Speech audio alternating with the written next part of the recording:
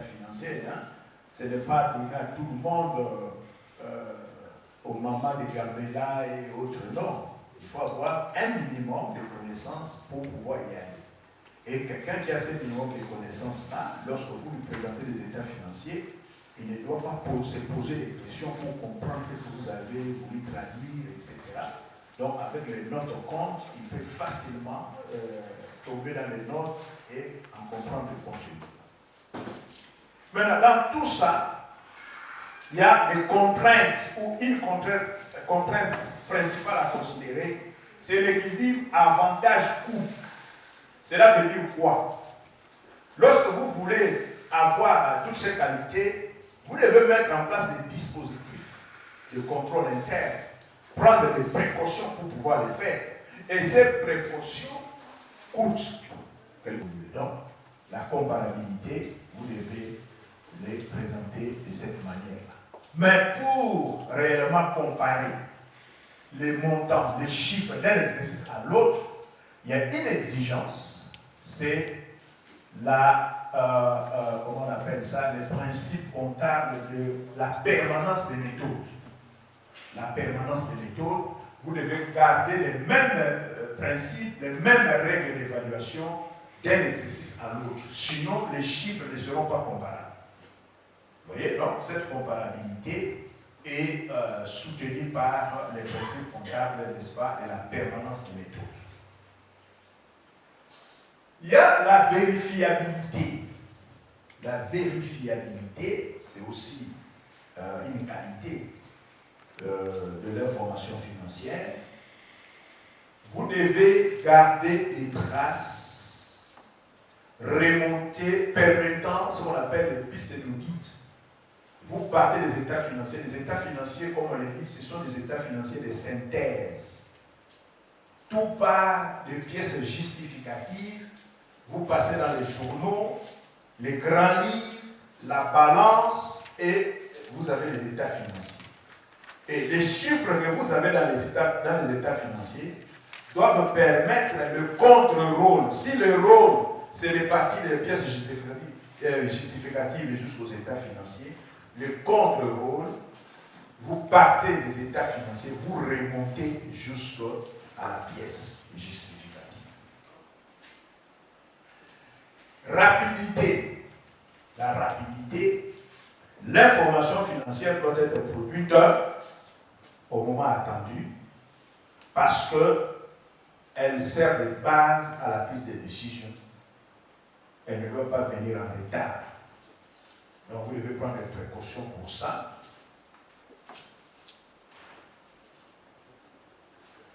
Et ne pas trop laisser passer le temps parce que vous cherchez l'image fidèle. Je vais en parler dans la contrainte. Donc à part la rapidité, il y a la compréhensibilité, qu'on appelle aussi l'intelligibilité. Compréhensibilité ou l'intelligibilité, c'est tout simplement le fait que lorsque vous présentez les états financiers ou l'information financière, que le lecteur ne se pose pas des questions supplémentaires pour sa compréhension, pour comprendre son contenu. Vous voyez, hein?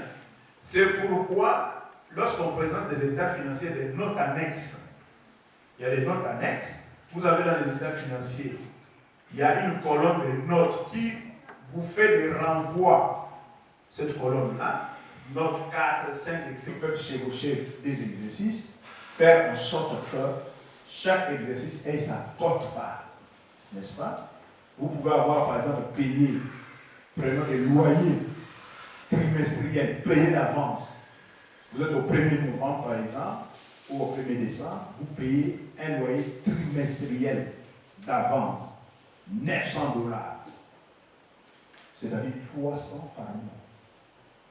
Alors, vous le payez au 1er décembre, ça couvre le mois de décembre, janvier et février de l'autre exercice. Donc, vous devez passer des exercices de correction pour éjecter la partie ne concernant pas cet exercice ici, c'est-à-dire janvier.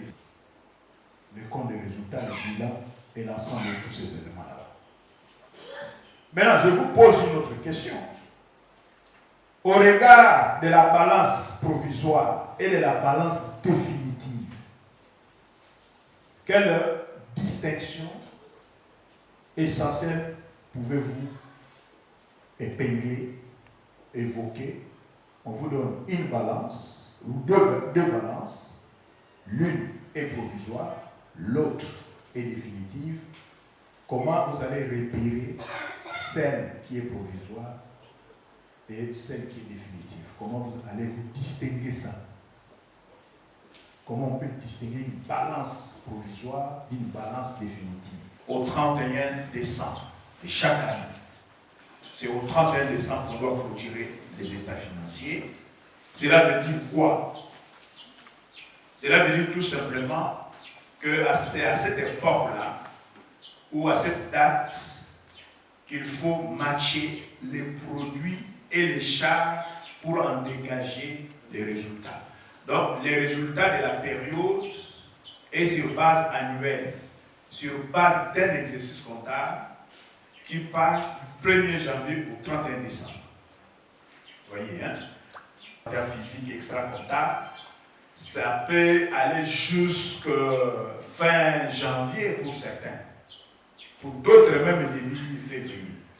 Alors, pendant tout ce temps-là, les écritures sont passées pour les comptes de l'exercice clôturé. Il y a certaines informations qui peuvent venir pendant l'exercice qui suit, c'est-à-dire N+1. Mais comme ces informations concernent l'exercice que vous avez clôturé, vous devez, n'est-ce pas, les enregistrer dans cet exercice-là. Mais jusqu'à quand? Jusqu'à la date d'arrêté des comptes. Parce que dès que les comptes sont... C'est la première fois que je puisse participer à ce genre de séminaire. Ce que j'ai retenu le plus important, c'est que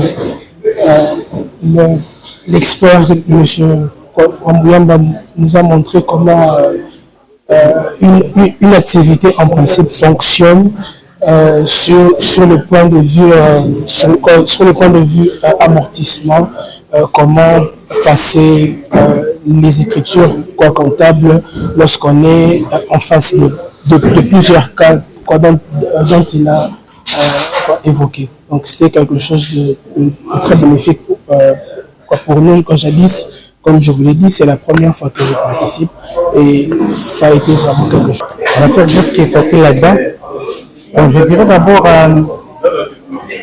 tout ce qu'il a dit, c'est d'abord ça a une importance très capitale pour les praticiens de la comptabilité et de la finance dans son ensemble. Pourquoi? Parce que je mets l'accent particulier sur les particularités, surtout ceux qui seront appliqués au terme des exercices comptables qui doivent se clôturer au plus tard le 31 décembre.